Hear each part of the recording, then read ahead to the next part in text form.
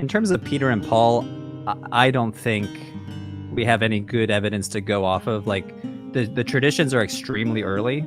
I would say there's no way to tell if it's historical. You know, Peter and Paul just kind of disappear from our sources. So the concern for apostolic authority. So this is something that Valentinus apparently tried to do. He was like, I was taught 2 steps of separation from Paul. He's like, Paul taught this guy named Theudas who taught me. So like, I am within this line of philosophy to Paul himself. And the early Christian bishop was a rather anemic creature that very seldomly showed any awareness that they were part of a larger institution. They didn't really have that much coercive power. When a bishop like John Chrysostom, who's the bishop of Antioch in the 4th century, complains to his audience about people using magical objects, we have to assume that's because everybody in his audience is using them, and he's trying his best to stop them. The bishop Cesarius, who's a bishop in southern France in the 5th and 6th centuries, almost every single sermon that he says, he's like, stop going to magicians, stop going to soothsayers, stop using amulets, stop going to sacred trees and sacred fountains. What's 5th century French Christianity like? It's probably a bunch of people that go to the basilica on Sunday and then on Monday morning go head out to the local ancestral grove and fulfills a vow.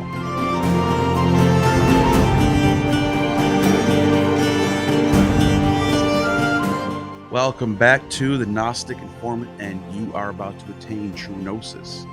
And I'm with Dr. Andrew Henry today. A lot of you have been requesting him, and I finally got a hold of him, and he's here to talk about ancient early Christianity and Gnosticism, or what that even means. Is Gnosticism even a thing? So I want to like portray the scene of the Roman Empire between like the 2nd and 3rd century, and what was going on with these different Christian groups before there was a big church. And to start it off, I know there was in 2014, I think it was, there was like a study. A bunch of scholars got together and decided that Gnosticism not even a thing. It's just a word that people use to describe Christians who are not, Orthodox. And I wanted to get your thoughts on that. What do you think about that? Sure, yeah. No, that's a really good question. First of all, thanks for having me on. So the scholar that's probably the most well-known, the book that you would read your first year, the book that's probably best known for this is Karen King's book on Gnosticism. And I think she probably published it around that time, 2013, 2014. It's required reading in most Ph.D. programs of this field. And she basically makes the argument that it's an invented modern category. No one back then was calling themselves, I'm part of the Church of Gnosticism, for example. So that ism, that ending we kind of apply to religious systems. You have Hinduism, Buddhism, Manichaeism. But she's like, you know what? There was no ism to speak of. I see it as a useful term to help categorize a collection of early Christian movements of thought, maybe even some that could be considered like a sociological group, like an actual church or religious group.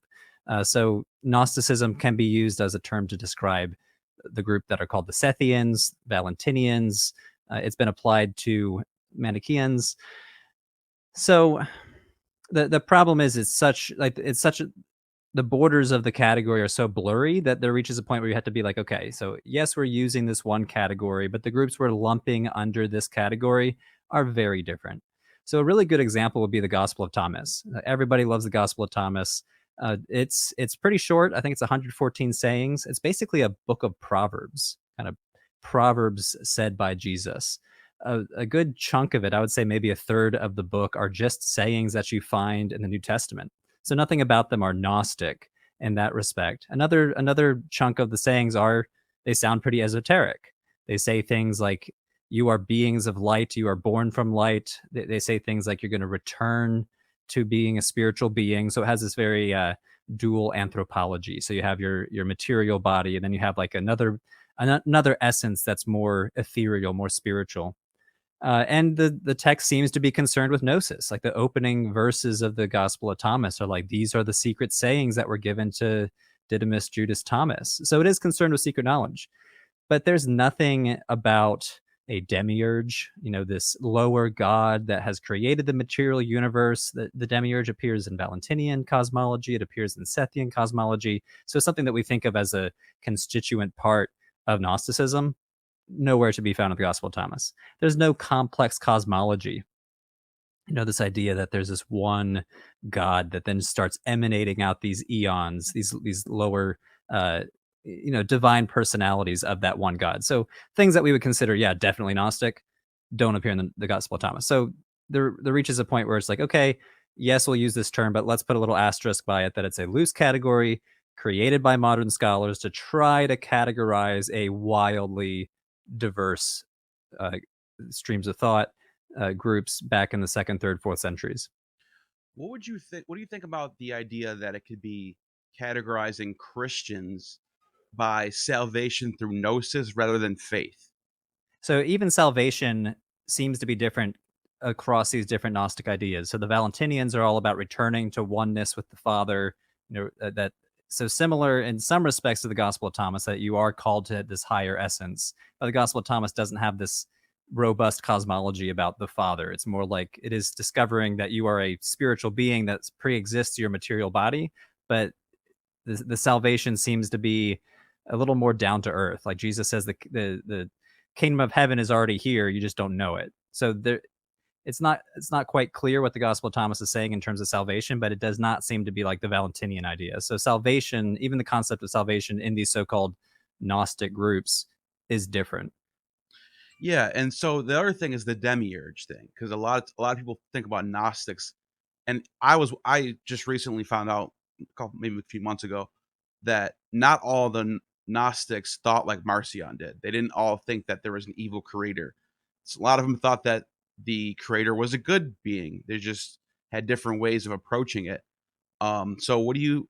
I mean, how widespread was this demiurge evil creator thing, or how not widespread was it? Do you think? I would say it was pretty darn widespread. I mean, the Sethians believed in some sort of demiurge. Yaldabaoth is like this lower, somewhat evil being that's very haughty, and they tie it to the God of the Hebrew Bible as well. They'll quote the creation story in Genesis, like, then God saw that it was good, but it's like this haughty demiurge saying, "Ha, what I created is good," even though he didn't realize that he's not the actual God. The Valentinians have an idea of a demiurge, but the Valentinians don't seem to view the demiurge as particularly evil. He's neither evil nor good. He's just. He's almost like this automaton that's this just being meting out justice. But there's really no sense that it's evil in the Valentinian texts. So very widespread. Not so much like the moral category of the demiurge seems to change. Interestingly, we see the concept of the demiurge continue into even modern Gnostic groups. So the Mandeans is a modern religion, somewhere between 50,000 to 100,000 people. And in Mandean cosmology, they also have like some sort of middle demiurge-like being. And I'm pretty sure, so don't quote me on this, I'm pretty sure that the demiurge being in Mandean cosmology is evil. That comes from the dark world. But this thought continues to this day. Wow, that's fascinating. Valentinus almost became the Bishop of Rome, if I'm not mistaken. What happened to these Valentinians, and did they just kind of slowly fade out, or is there something that happened to them? So it's true that Valentinus was almost elected into some position of authority. I think it's a little bit of a misnomer to say Bishop of Rome in the same capacity as the Pope is thought of as the Bishop of Rome.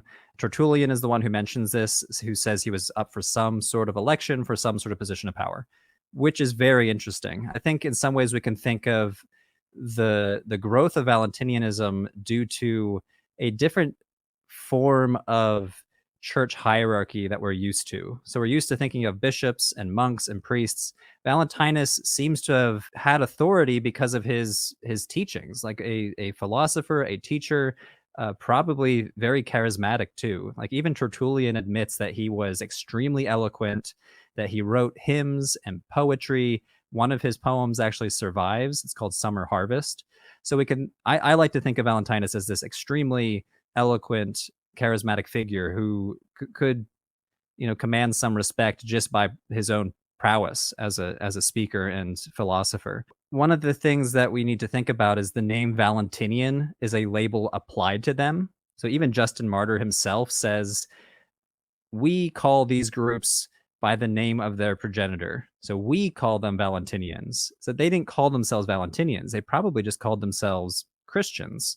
And people like Irenaeus are very concerned about Valentinians being in their groups. So I imagine you could walk into any church gathering in the 2nd or 3rd century, and there would be people walking up say, hey, you want to check out the Valentinian reading group that we're having after this?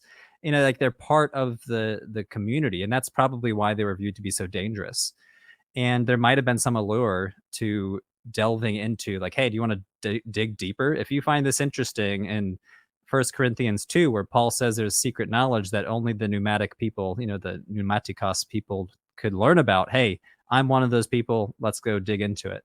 So I imagine it's almost a competing form of Christianity. You have this Christianity that Irenaeus ascribes to, which is, groups under a bishop in a basilica, maybe not a basilica that early, but, under some sort of authorized leader, like a bishop, versus charismatic authority, which we also see with the Montanists, following charismatic prophets.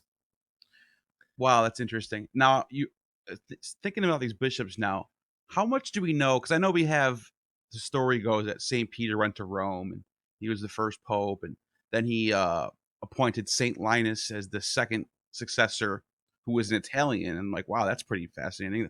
Like right away, like already in Rome. Do you think this is true? Like, how much do we know about these early bishops of Rome? Or is this basically just church tradition that we should just take on with a grain of salt? Yeah.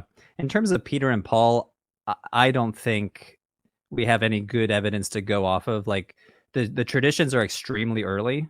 I would have to double check to see what's the absolute earliest mention that Peter and Paul were executed in Rome. It's probably 2nd century, but so it's an extremely early tradition. I would say there's no way to tell if it's historical. Peter and Paul just kind of disappear from our sources. So it's very plausible that they were executed. It's even plausible they were executed in Rome, possibly Paul. We at least have the Book of Acts to go off of, even though the Book of Acts is very suspect historically. So yeah, I think there's no real good evidence besides church tradition. But the concern for apostolic authority, so drawing your lineage and your authority to earlier leaders back to the first apostles, that's also very early. So this is something that Valentinus apparently tried to do. He was like, I was taught by, I'm pretty sure he has 2 steps of separation from Paul. He's like, Paul taught this guy named Theudas who taught me. So like, I am within this line of philosophy to Paul himself. And the whole concept of apostolic succession that's important to many Christians today is similarly brought forth. Like our chain of authority goes to the apostles. The text, the Didache, which is also extremely early, 2nd century, possibly chunks of it might be even 1st century, also has entire passages on like treat your bishops right, treat them as if they're the Lord themselves. So from a very, very early stage, we see concern for religious functionaries, so church authorities. The thing is, I think it's a mistake to assume that they were totally in control. So the archaeologist and ancient historian Kim Bowes, who I believe still teaches at the University of Pennsylvania, has this great quote where she's like, the early Christian bishop was a rather anemic creature that had very seldomly showed any awareness that they were part of a larger institution. they didn't really have that much coercive power. They couldn't levy taxes. They couldn't command soldiers, except in limited situations. We'll see like bands of monks attacking, pagan sites or another Christian site. So they had some coercive power, but when a bishop like John Chrysostom, who's the bishop of Antioch in the 4th century, complains to his audience about people using magical objects, we have to assume that's because everybody in his audience is using them, and he's trying his best to stop them. The bishop Cesarius, who's a bishop in southern France in the 5th and 6th centuries, almost every single sermon that he says, he's like, stop going to magicians, stop going to soothsayers, stop using amulets, stop going to sacred trees and sacred fountains. It's all the devil's tying a chain around your neck. And like, I'm not kidding, it's almost every single sermon. And I'm just imagining, what's 5th century French Christianity like? It's probably a bunch of people that go to the basilica on Sunday and then on Monday morning go head out to the local ancestral grove and fulfills a vow. And this is 5th or 6th century. Like, this is really late. This is well after Constantine. So even though we think of the Christianization of the Roman Empire really solidifying after Constantine, it's not even close. Like, these bishops were trying their best. And then you have the Council of Laodicea publishing a bunch of laws like, don't do this, don't do this, don't do this. One of the laws that came out of the Council of Laodicea said, no monk or bishop shall make amulets or act as a soothsayer. And it's like, because there were probably a bunch of monks doing that. And when you look at some of these ancient magical objects from the 4th and 5th centuries, they show high degree of literacy. They show somebody that knows their liturgy, people that know their Bible. And who are the people that know their liturgy and their Bible in 4th and 5th century Syria, Palestine, Egypt? It's the frickin' monks. It's the bishops. So this whole idea that the bishops are in control. So I think when we read these texts, we should try to read them like, this guy is coming from a position of weakness, not necessarily power. And honestly, I say the thing about the Apostle Paul. When the Apostle Paul complains about the First Corinthians or the Corinthians, when he complains about the Galatians, I'm like, were they saying, "Oh yes, Paul, sorry," or were they rolling their eyes like, "Oh, this guy again"? So we have to assume there's this level of precarity, and they're speaking from a position of precarity. Like, no, listen to my authority, because there's other people out there also claiming authority, whether it's Valentinus or whether it's the monk down the street who's really good at your amulet to keep you from dying from whatever, dysentery. Yeah, that's wow. That was some good stuff right there. And so it makes me wonder, how does it play out where the church can sort of transfer over this, this pagan church, the Church of Rome, the Roman imperial cult, and then from when Constantine decides to convert, and then like throughout the 4th century, that it's how do they transition that? How does that work? Because if you look at the lines of popes, it's like it goes like there's all these popes that are like Syrian popes and Roman popes and like Linus and Peter all the way down, and then there's like a little gap right around the time of Constantine, and then it starts back up again. And I wonder, are these the real first popes after Constantine? Or are they like just like connecting the two lines together and saying it's all one smooth transition? Like, what's going on with that? Yeah, I don't know enough about the apostolic line of succession from the 3rd or 4th centuries. Like, that's a good question. There were problems, especially during the era of persecution. So I'm thinking of Cyprian of Carthage in particular. I believe he was writing during the Decian persecution in the mid-3rd century, and he was actually like put into exile, and he was trying to control the Carthaginian church via letter in exile. Wow. So there might have been some lines of authority that were kept up through networks like that. You can imagine like literal social networks of trying to pull the strings. Yeah. And a lot of these claims to authority I don't believe either. Like, was Valentinus really taught by a guy named Theudas, who was really taught by a guy named, Paul historical, Valentinus definitely historical. I don't know anything about this Theudas character, but it's very easy to say, oh, I was taught by so and so. So I generally unless I see really compelling evidence, I would be very suspicious about claiming a line of authority, especially if you're sitting in the 4th century, stretching back your line of authority back to the 1st century. At some point, somebody might have made up that connection.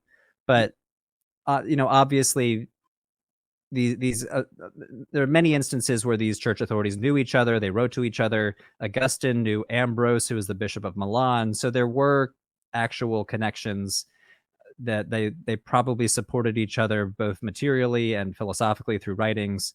But at the same time, they were constantly infighting. So Athanasius, this famous bishop from Egypt, was put into exile multiple times. I think like 5 times or something like that. So even though we look back at Athanasius as this great pillar of the church, it wasn't necessarily the case back then. He writes the so-called festal letter of 367, which is the first instance of a church authority saying these are the 27 books of the New Testament you should read. So the same 27 books we have today in the New Testament. But why is he writing that? Well, he's probably writing that because there's a bunch of other people reading other books, and he's trying to draw lines around the canon. But, around the same time, possibly in the exact same decade he was living, somebody was burying the Nag Hammadi codices, the so-called Gnostic Gospels, into the sands, not too far south of where he was living in Alexandria. So when we see claims to authority, I guess I would always say have a healthy dose of skepticism. Yeah, that's a really good point. And so you did a video on the Shepherd of Hermas, and this other book along with that. I think it's called the Pistol of Barnabas. Is that what it is? Yep. Yeah. What happened with these texts? How come they are looked at as not good enough to be part of the 27? Yeah. It's a good question. So going back to the claim of apostolic authority. So a lot of the books that ended up in the canon, people believed the authorship. So even like the book of Hebrews, which doesn't claim any sort of authorship, enough people believed that Paul wrote it that they included it. The book of Revelation almost didn't make it in, but enough people were like, this John guy is important, whether it's actual John, son of Zebedee, or some other John that we're going to find authoritative enough. So authorship mattered a lot. And Hermas, like, people don't really know who he was. And some people try to tie him to a character with a similar name in one of Paul's letters, which might have given him some claim to authority. But lacking that claim, I think, really was a strike against the Shepherd of Hermas. The Shepherd of Hermas also, interestingly, doesn't really connect itself to the grand narrative of the Israelites. It barely mentions Jesus. Actually, I don't think Jesus appears at all in the book. There's a person that's referred to as the Son of God, but like it doesn't actually say Jesus. So like the book is just, you can kind of see why it wouldn't make it in. Pistol of Barnabas, I don't know enough about, but I always say it was almost a popularity contest. I think it's a mistake to always assume that the books that made it into the canon was the result of a top-down decree. Athanasius saying, "Thou shalt read these 27 books." A lot of the books that were accepted were already kind of widely popular. So the four Gospels, the Pauline epistles, and we see this in the papyrological evidence. So the papyrus that comes out of Egypt of our early Gospels, our early copies of the epistles of Paul, appear to have been circulated in compendia, so as a collection. So the fact that they're being circulated as a collection shows some level of choice. Like, okay, these are the texts that should be read, should be copied, should be circulated. And there are certain books that I think almost did make it in, like the Shepherd of Hermas, and we see it in the Codex Sinaiticus. So this massive New Testament, basically, that's found in St. Catherine's Monastery in the Sinai Peninsula. So somebody, whoever compiled that, I think, viewed Shepherd of Hermas as canonical. But you'll see conversations on the internet like, oh, the Gospel of Thomas almost made it in, and it really didn't. It just wasn't popular enough. It wasn't published enough. People didn't really believe it was made by Thomas. So wow. In some respects, I see it almost. So yes, bishops decreeing things, bishops deciding what will be read in church, but also I think there's a grassroots movement of scribes, what's being copied, what's being circulated. So you can think of it almost like an industry of what's being produced that really made certain texts popular. And the Shepherd of Hermas was super popular. It was actually read in church. It was used in liturgy, but I think there were enough strikes against it that people never pushed it that extra step. This is authoritative. Yeah, and so another thing I'm thinking about too is this sort of divide between the Pope, the Patriarch, and if I'm not mistaken, isn't there another figure from Alexandria that's almost as, like, I guess you would say, as powerful? And so my question is, how does Rome become the center of everything, and why not a place like Alexandria, or let's say Constantinople or Antioch? What happened to Antioch too?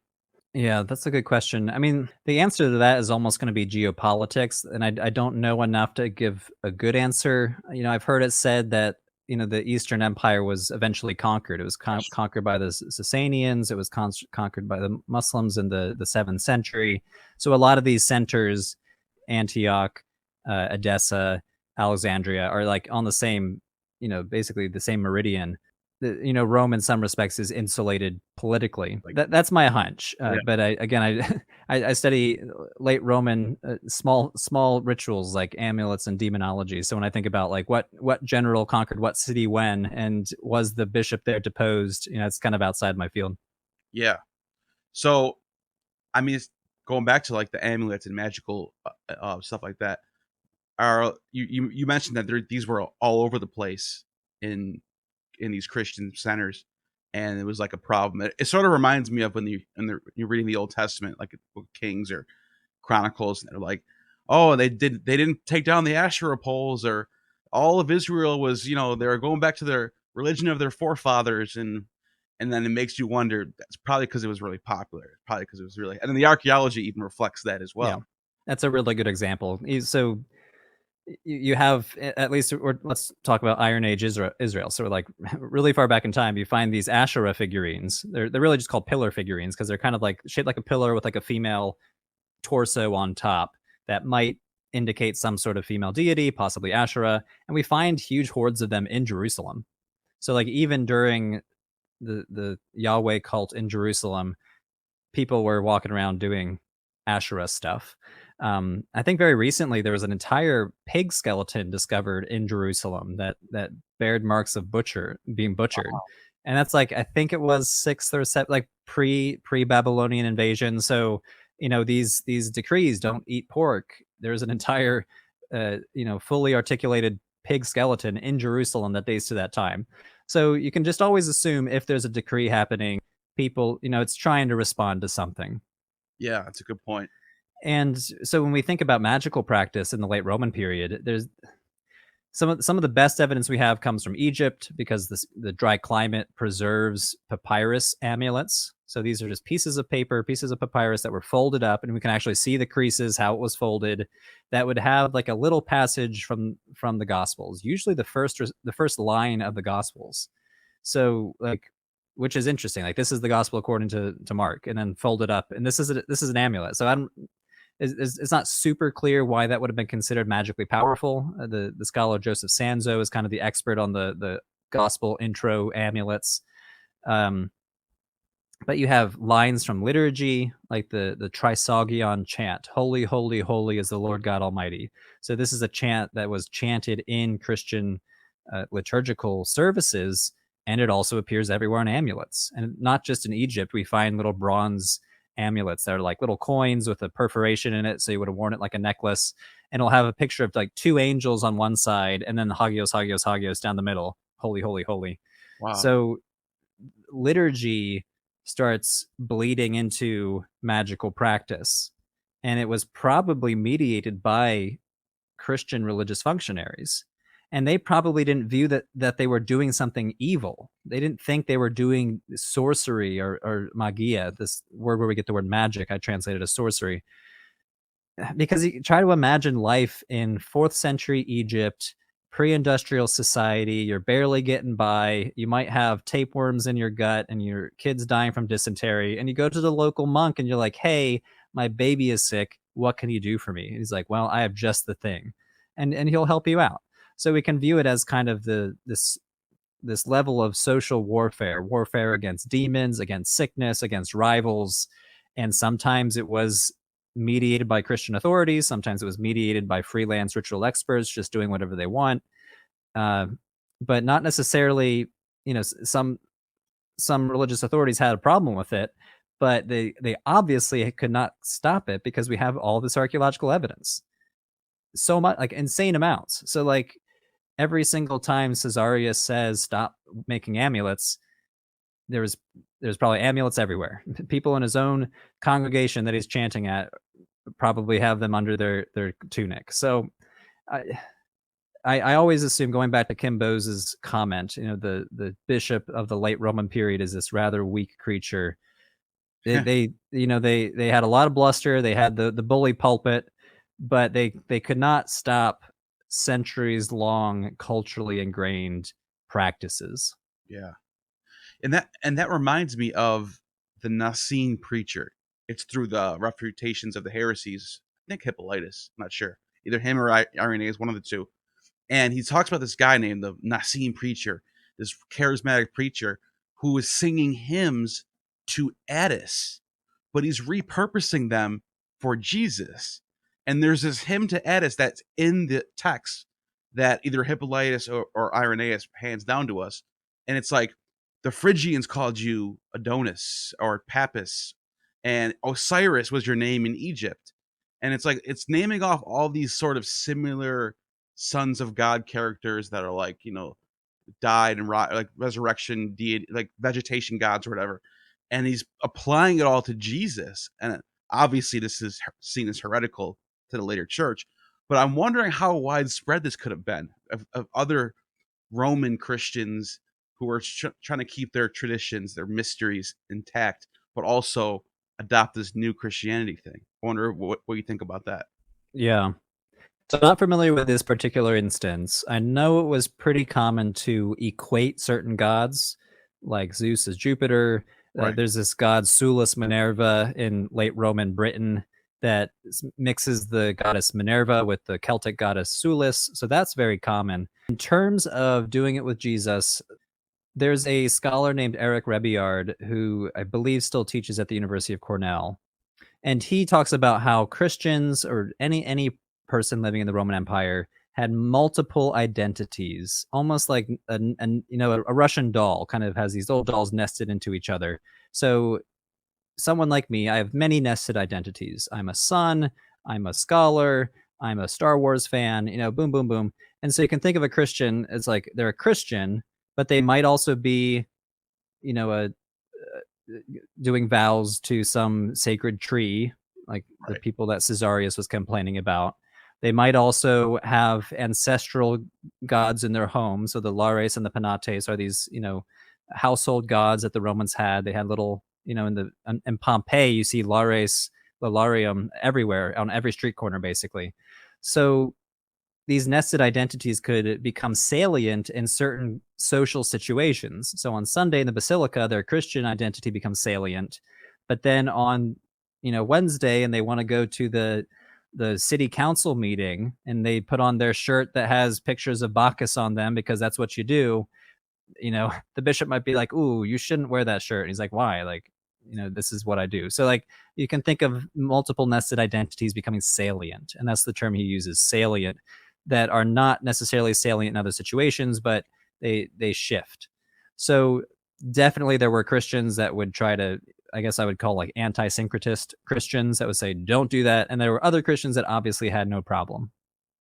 Yeah, it reminds me of like today where you might be a member of like some, Catholic church or something. Everybody gets dressed up and they're wearing their shirts and ties and their dresses.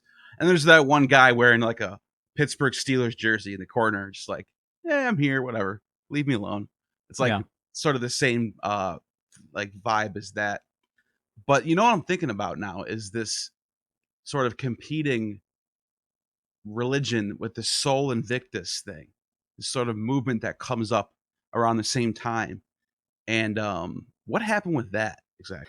Yeah, I did a video on this.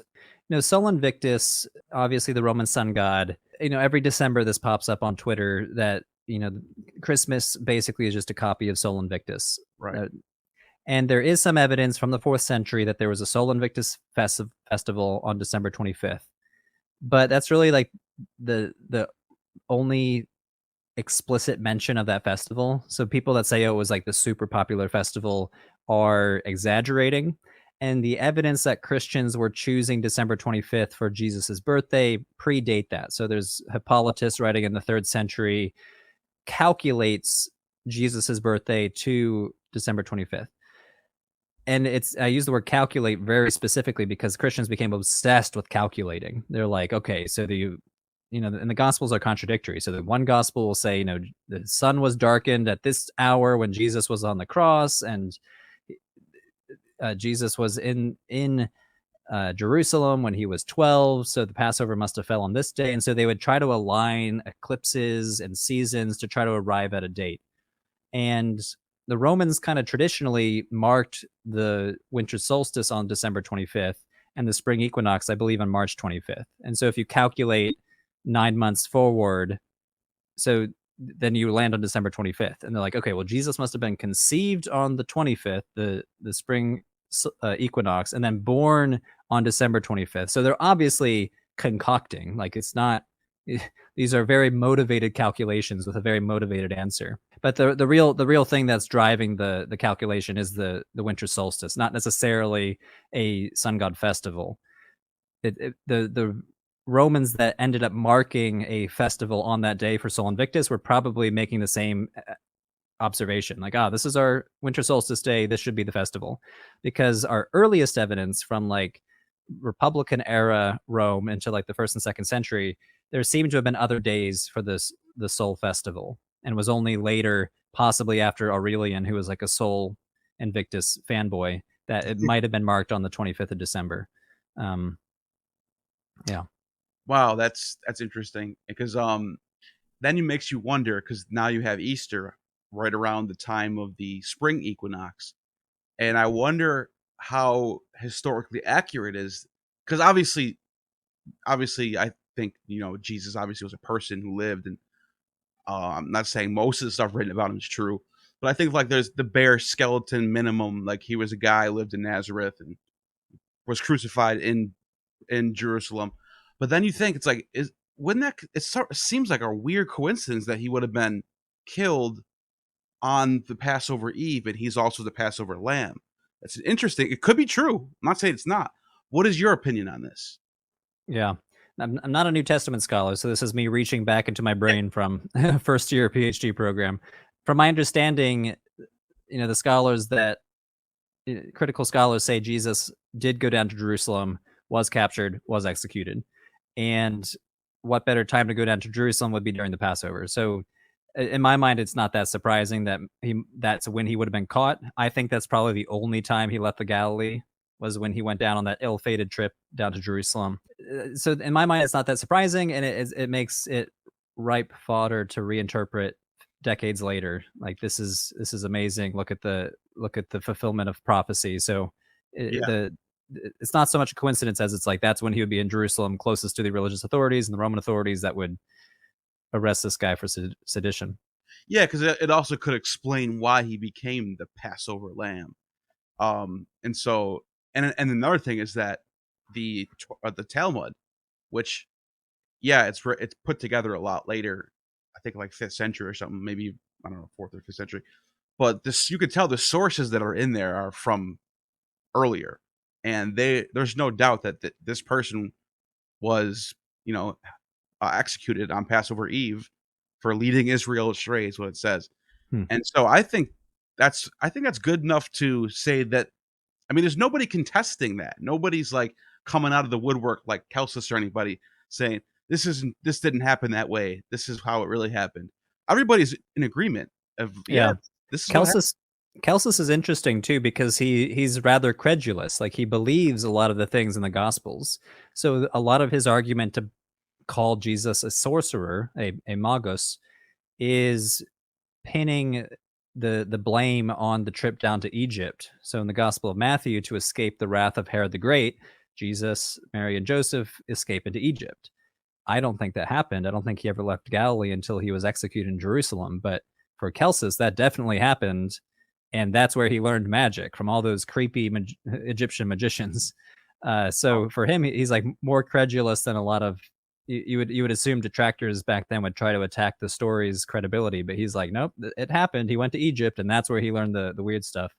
The Talmud also, yes, calls Jesus a sorcerer. It is always, we always have to put a big asterisk next to using the Talmud to shed light on 1st or 2nd century or Second Temple Judaism, because it is a much later text, but it does, like you say, include a lot of stuff that probably dates back to that time. So I do think that's probably evidence, between the passage in the Talmud and the passage in Celsus calling Jesus a sorcerer, that shows at least a several hundred-year spread of people declaring him a sorcerer, and Celsus within, he's writing in the 2nd century, so pretty close, still several centuries, but within spitting distance of the life of Jesus. And what do you think happened to the Ebionites? A lot of these groups fizzle out. So you asked earlier what happened to the Valentinians. Like I believe the latest mention of them is the 400s. So they lasted well into the post-Constantinian era. So I talk about the bishop being this rather weak creature that did not really realize they're part of this larger institution. It does increasingly institutionalize. They do increasingly solidify the canon.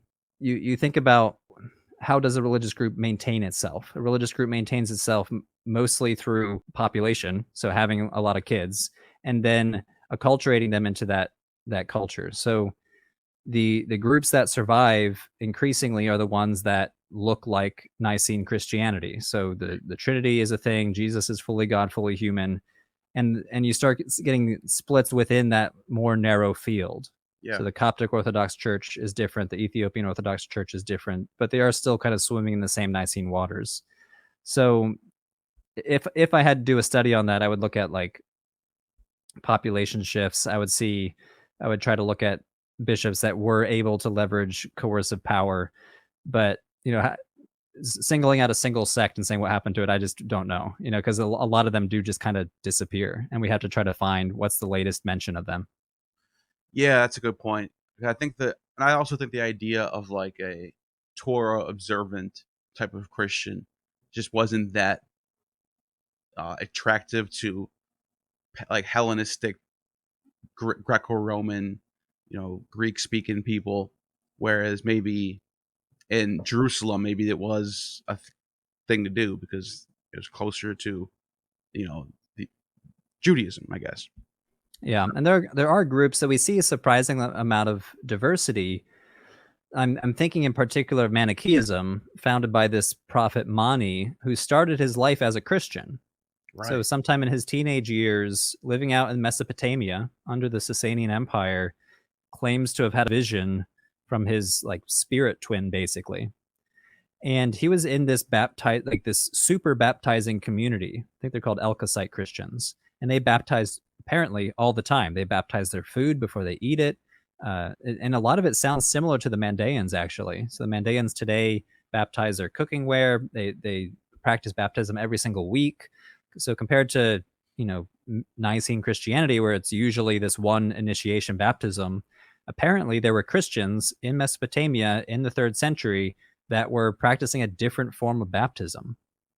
And the Mandaeans, which we can probably trace back to that same time period, view John the Baptist as one of their prophets. So we see a lot of diversity where different religious groups went in different directions. So the Christians going off in one direction, Jesus is our guy, and then the Mandaeans going off, no, John the Baptist is our guy. So they tying back to the similar source material, but going in very different directions. And then in different regions, you get different expressions of these religious groups. So Christians that practice baptism all the time, Christians like the Ebionites that attempt to be Torah observant. So at least in the religious studies educational background I have, we try really hard not to talk about heresies because that kind of buys into the insider language of heresy versus orthodoxy. We like to use the phrase varieties of early Christianity. So we do have a lot of different varieties and very different ones, like we've been talking about. And if you go to the Wikipedia page for Christianity and scroll down, you see what I consider one of the silliest graphs, which is like a family tree of Christianity. It's like starts off the trunk of the tree and then it branches off into Greek Orthodoxy, it branches off into Catholicism, and then the Protestant denominations split off. But it all goes back to a single trunk, and it's labeled the Great Church. And that's just not historical. There wasn't a trunk. I would say from the very start, you had different people interpreting the Jesus phenomenon. And you could even interpret it from like a strict literalist biblical interpretation. If you look at the opening chapters of Acts with the Pentecost experience, where there were Arabs in the audience and Cyrenians, like it basically lists all the different nations that listened to Peter. If this was historical, they all went back to their own lands and then interpreted it different ways. Whoever was the first Middle Platonist to read about Jesus and was like, I'm now going to interpret this as a Platonist, was creating a new form of Christianity from the start. So the whole trunk of the tree going from unity to diversity is just ahistorical. It's diversity from the start, and it was not guaranteed which one was going to win out at the time. And religious movements like Manichaeism, in an alternate reality, could have been as big as Christianity. It was a universalist religion that stretched from England to China. It had a robust, complicated hierarchy of authorities, and just by quirks of history, it didn't survive. But it was as global as you could get back then Yeah. in Eurasia. I wonder if it spread too thin because it was like you mentioned, it had its tentacles all the way into the eastern lands, um but it was very, like you said, it has everything you would think of a universal religion. That would have been it. Yeah, I'm waiting for like the HBO series that does the alternate history where Manichaeism becomes the biggest religion in the world. I think that'd be really interesting. Yeah, and I'm surprised that wasn't the what happened. I'm surprised Islam was spread faster than that one did. You know what I mean? Like that could have been the Persian religion for all we know. But yeah, history plays out the way it does, and that's just the way it is. Yeah, and a lot of times the answers for why things happen are kind of boring. So like I have a video on the pork taboo. Why did the Israelites ban pork? And a lot of the answer is probably socioeconomic, where the pig was really easy to farm and was farmed by poor people. So then the Bronze Age kings of their cities didn't like being associated with pig husbandry. They would rather raise animals like cows, which were much more lucrative. And so pigs were associated with the poor, and then they were banned. It's like kind of boring social economics, as opposed to some of the more lurid explanations, like, oh, it tastes like humans, so they didn't want to make it like cannibalism. So when you ask what happens to the Ebionites, if I had to put money on it, it was probably some really boring Right. explanation. Um, Yeah, that makes sense. And you know what else I was thinking about too is that you mentioned how in Acts you have all these different languages and people's all, and they can all understand each other, and it's sort of like a polemic of the confusion of tongues in the Tower of Babel, where they are separated. But now in this text, they're brought together through Christ. And but more to go on top of that, there's actually more evidence biblically that there was such a wide range of Christians when you look at Revelation and his letter to these seven churches, and he's describing all these different churches, and they're all different, but he's approving them all. He's like, yeah, I hate you because you don't let I hate those Nicolaitans, but you guys are all right, and like you guys are doing this right, but stop, lay off that stuff, and you guys are really good at this, but you should lay off. And but they're not all the same. You can clearly see they're not all the same, but there's sort of an approval still. So that shows you, without a doubt, how wide range these Christian groups were. yeah, for sure. And the authors of the different New Testament books, I guarantee you, if you got them into the same room, they would disagree on many different things.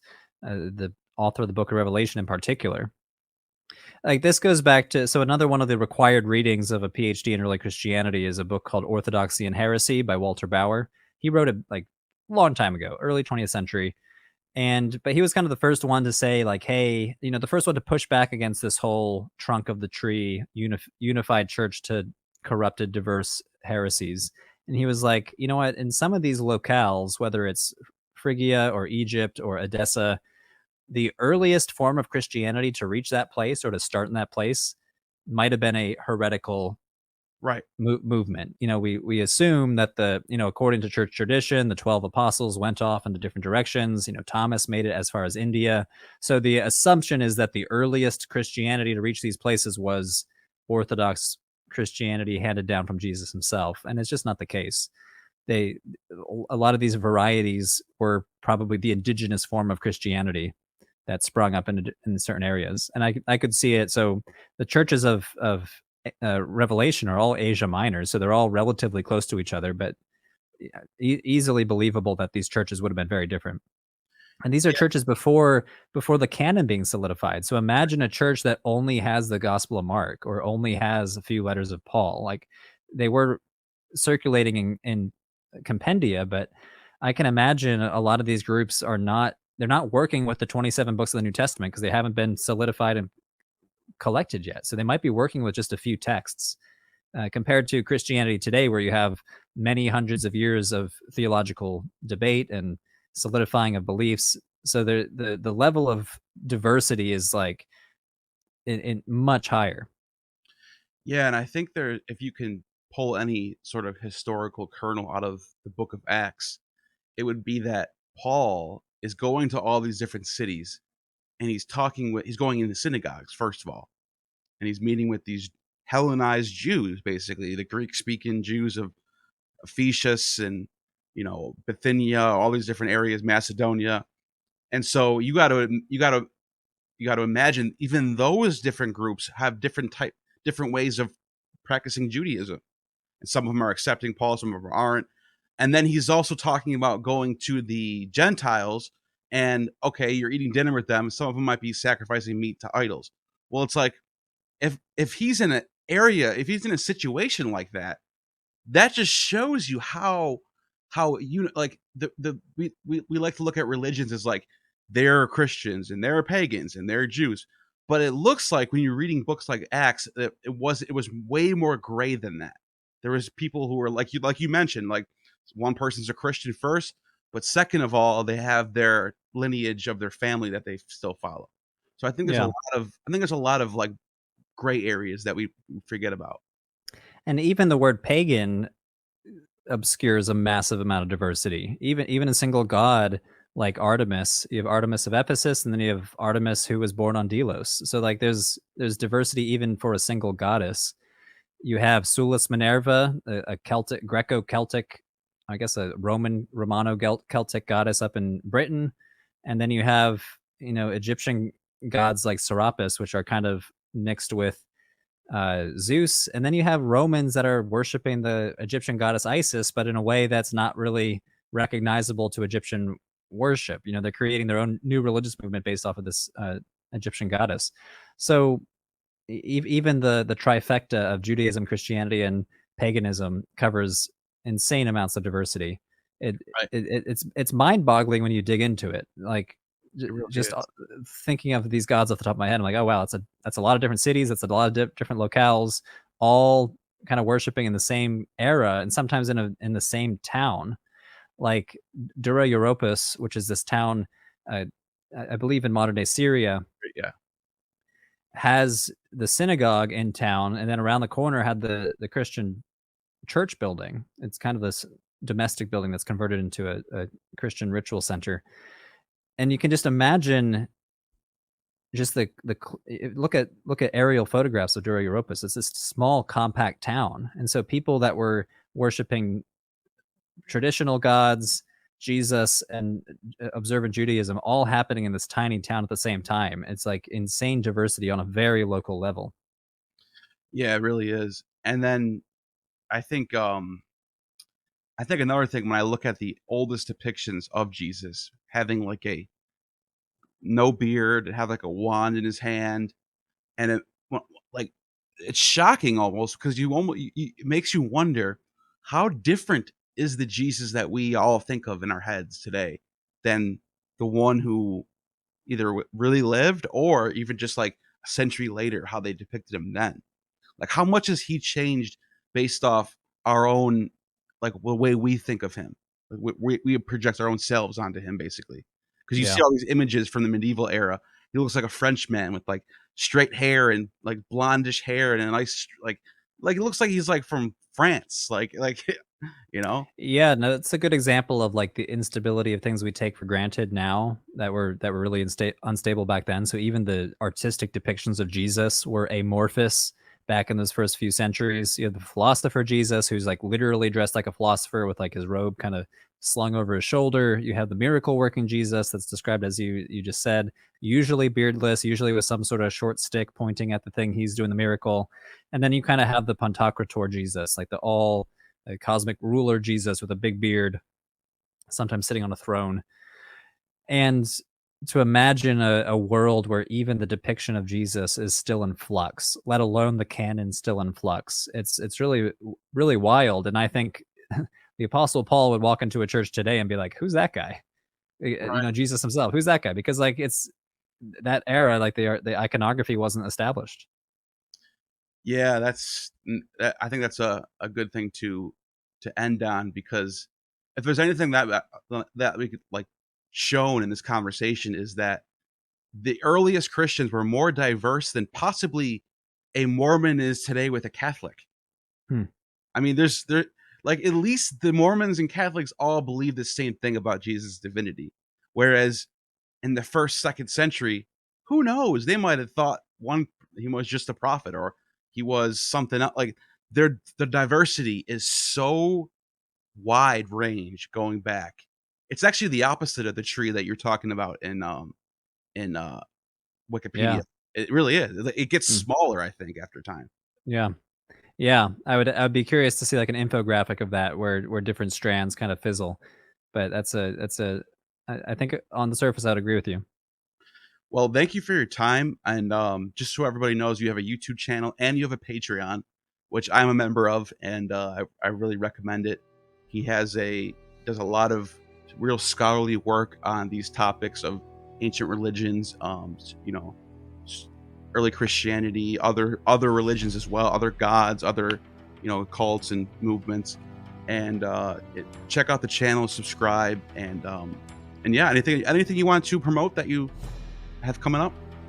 Yeah, just head on over to youtube.com/religion for breakfast. I focus really on religious literacy. I want people to know more about Buddhism, Hinduism, Islam, Christianity, and we study everything from ancient religions, like you just mentioned, to cognitive neuroscience of religion in the 21st century. So we try to cover everything. Awesome. And you have just attained true gnosis. You have just attained true gnosis. The demiurge has no power over